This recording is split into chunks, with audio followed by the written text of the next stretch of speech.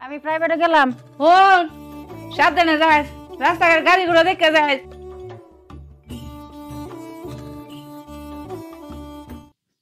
বস, দুটো মেয়ে আমি জোগাড় করেছি, কিন্তু আরেকটা মেয়ের অপেক্ষায় আছি, মানে লাইনে আছে আর কি।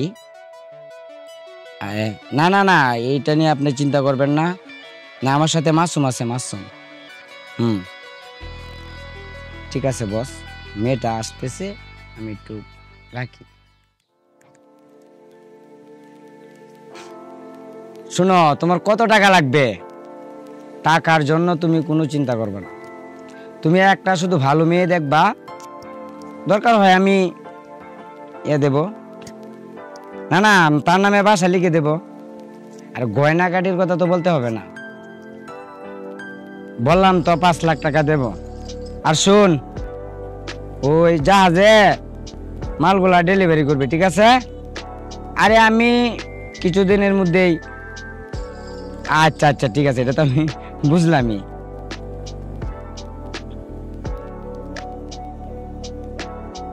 লোকটা মনে হয় শিক্ষিত, অনেক টাকা পয়সা আছে। বিবাহিত না অবিবাহিত, আচ্ছা আরেকদিন পাইলে জিগাইলাম। বস বলেন বস। শুন মাসুম, দুটো মেয়েকে মধ্যপ্রাচ্যে পাঠিয়ে দিবি আজকে রাতারাতি, ঠিক আছে? মনে থাকবে। আর চোখ কান খোলা রেখে কিন্তু কাজ করতে হবে। যা, ঠিক মতো কাজ করবে, যা। ঠিক আছে বস। আর বসে যদি ফোন দেয়, বলবে যে আমার কথা বলবে যে আমি বসের কাছে বলে দিছি, আমি যেতেছি ওই জায়গায়, ঠিক আছে? মনে থাকবে। জি বস। আর টাকাগুলা নগদ পেমেন্ট করবি, ঠিক আছে বস। যা। বস আসি তাহলে, আসসালামু আলাইকুম। ওয়ালাইকুম আসসালাম। বস। হ্যাঁ বস। হ্যাঁ বস, একটি কথা বলতাম। আর প্যারারি হয়ে ঘুরতে আর ভালো লাগতেছে না বস, আমি এবার আমার এলাকায় যেতে চাই। আপনি আমার মামলাটি ক্লোজ করার ব্যবস্থা করেন। হ্যাঁ বস। না, একটা মেয়ে, দুটা তো মাসুমরে দিয়ে পাঠিয়ে দিয়েছে, আর একটা মেয়ের আমি অপেক্ষায় আছি। হ্যাঁ বস, হ্যাঁ হ্যাঁ হ্যাঁ, তাকে আমি পটাতে পারবো। জি বস, তাকে আমি পটাতে পারবো। আচ্ছা বস।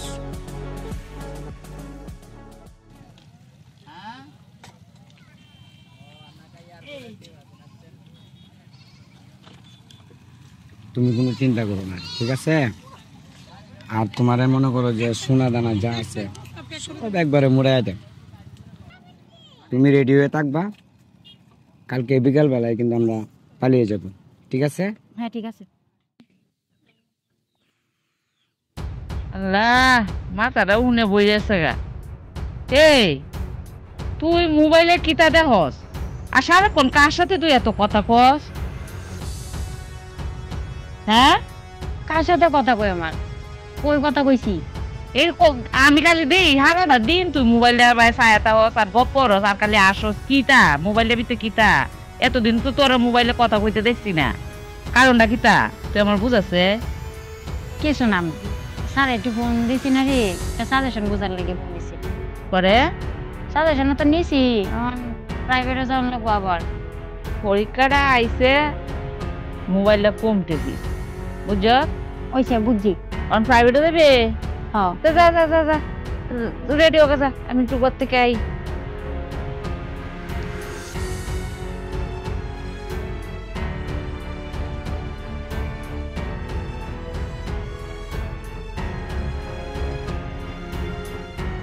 হ্যালো, হ্যাঁ কও। হ্যাঁ কইতাম। হ্যাঁ আচ্ছা বুঝছি। হনিয়ান লাগবো? আচ্ছা তো তুমি খাও, আমি আইতেছি। গুছাই লই ব্যাগটা, রাখলাম তাহলে।